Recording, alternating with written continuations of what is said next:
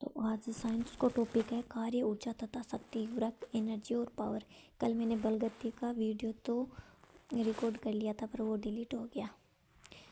वो तो चैप्टर भी बहुत बड़ा था, 40 मिनट का था, ये तो 10 मिनट का है। तो कार्य किसी कहते हैं जब किसी वस्तु पर बल लगाने से विस्थापन उत्पन्न हो जाए तो वस्तु पर बल द्वारा कार्य किया जाता है। किसी वस्तु पर नियत बल द्वारा किया गया कार्य आरोपित बल तथा क्रियाकारी बिंदु के विस्थापन में अदिश गुणन के बराबर होता है, यानी W बराबर FD होता है। W बराबर FD cos थीटा होता है। ऐसा ही मात्रक जूल या न्यूटन गुणा मीटर या KG metre square second square CGS में अर्ग होता है। 1 जूल बराबर 10⁻7 अर्ग होता है। कार्य एक अदिश राशि होती है।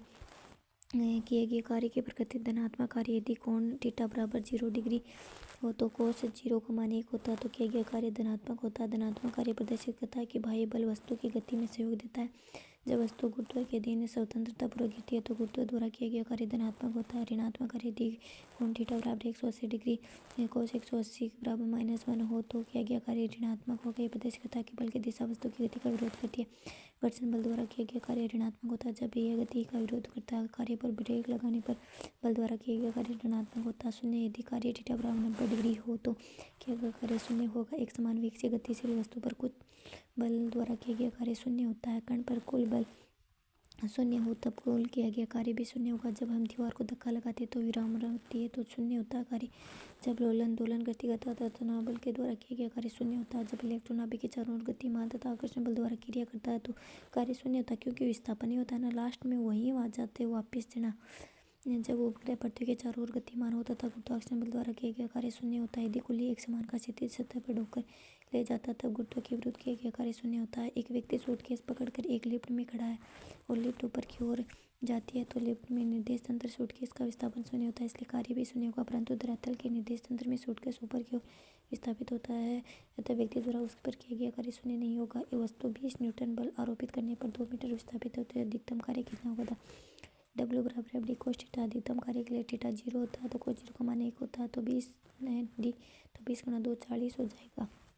एक कण वर्ताकार पथ का एक चक्र पूर्ण करता है तो कण द्वारा किया गया कार्य कितना होगा? तो वर्ताकार है यानी वो वापस उसी निश्चित बिंदु पर आ जाता है तो वर्ताकार पथ पर एक पूर्ण चक्र करने में विस्थापन शून्य है तक किया गया कार्य भी शून्य होगा। अगला क्वेश्चन है कार्य करने की आंतरिक क्षमता ऊर्जा कहलाती है। कार्य करने की आंतरिक क्षमता ऊर्जा कहलाती है। ऐसा ही मात्रक जूल या न्यूटन गुणा मीटर या केजी मीटर सेकंड CGS में अर्ग और एक जूल बराबर 10⁻7 अर्ग होते हैं। किलोवाट घंटा और 1 किलोवाट घंटा के डबल 3.6 जूल होते हैं। 1 किलोरीटर 4.18 जूल होता है। 1 इलेक्ट्रॉन वोल्ट बराबर 1.6 × 10⁻⁻19 जूल होते हैं। ऊर्जा एक अदिश राशि होती है। ऊर्जा के विभिन्न मंत्र है। आंतरिक ऊर्जा, विद्युत ऊर्जा, प्रकाश ऊर्जा, ध्वनि, परमाणुक, आणविक तथा नाभिकीय ऊर्जा।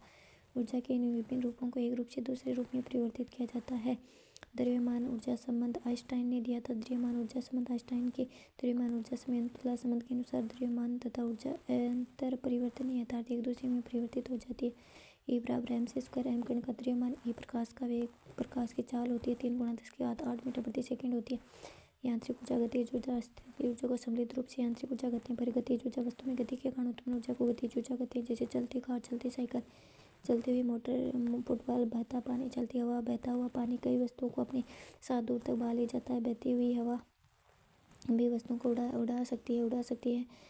हवा की ऊर्जा में पवन की चक्की चला सकते हैं। गति करती हुई गेंद दूसरी गेंद से टकराती है तो हर गतिज ऊर्जा को काइनेटिक एनर्जी बराबर 1/2 mv² होता है। हम जानते हैं कि द्रव्यमान गुणा वेग बराबर संवेग p होता है ताकि E बराबर 1/2 mv² होता है और के E बराबर p²/2m होता है। अगर किसी वस्तु का संवेग 2 गुना किया जाए तो उसकी गतिज ऊर्जा 4 गुना हो जाती है। 2 kg द्रव्यमान की वस्तु 5 मीटर प्रति सेकंड वेग से गतिशील है तो गतिज ऊर्जा के बराबर 1/2 mv² होता है तो 1/2 2 गुणा m² 25 kg। यदि कार तथा ट्रक का संवेग समान हो तो उनमें से गतिज ऊर्जा अधिक होगी। तो जिसका द्रव्यमान अधिक होगा ना, द्रव्यमान की व्युत्क्रमानुपाती होती है। द्रव्यमान अधिक होगा उसका यानी ट्रक कार को अधिक, जैसे कार का द्रव्यमान कम है तो गतिज ऊर्जा अधिक होगी। स्थिति, जब किसी वस्तु की स्थिति आकृति में परिवर्तन किया जाता है तो उसमें एक प्रकार की आंतरिक ऊर्जा संचित होती है, जैसे कि पहाड़ पर रखे पत्थर का टुकड़ा करना, घड़ी की कमानी, किसी ऊंचाई पर टंकी में एकत्रित पानी। गुरुत्वाकर्षण के कारण स्थित ऊर्जा P बराबर mgh, जहाँ m द्रव्यमान, g गुरुत्वाकर्षण, h ऊंचाई होता है।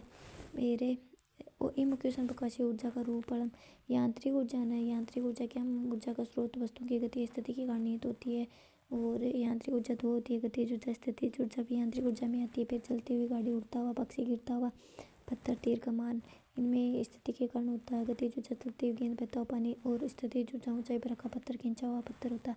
फिर ऊष्मा ऊर्जा जलती हुई ऊष्मा या गर्म वस्तु से, सूर्य का प्रकाश ऊष्मा ऊर्जा है। गर्म पानी में ऊष्मा, रासायनिक ऊर्जा में ईंधन और बैटरी से होता है। कोयला, पेट्रोल, डीजल, बैटरी और प्रकाश ऊर्जा सूर्य बल्ब आदि से उत्पन्न प्रकाश, सूर्य का प्रकाश, ट्यूबलाइट, मोमबत्ती और विद्युत ऊर्जा में आवेश के प्रवाह से उत्पन्न ऊर्जा, बिजली की लाइन, बैटरी, जनरेटर।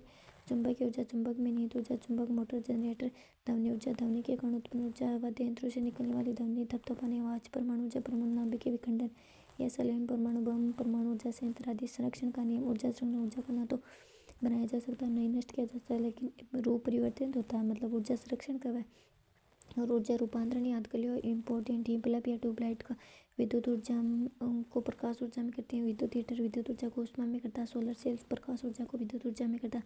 विद्युत सेल रासायनिक ऊर्जा को विद्युत ऊर्जा में। माइक्रोफोन ध्वनि ऊर्जा को विद्युत ऊर्जा में। लाउड स्पीकर विद्युत ऊर्जा को ध्वनि ऊर्जा में। बांध से टरबाइन चलन यांत्रिक ऊर्जा को विद्युत ऊर्जा में। डीजल इंजन रासायनिक ऊर्जा को यांत्रिक ऊर्जा में। नाभिक की भट्ठी परमाणु ऊर्जा को ऊष्मा ऊर्जा में।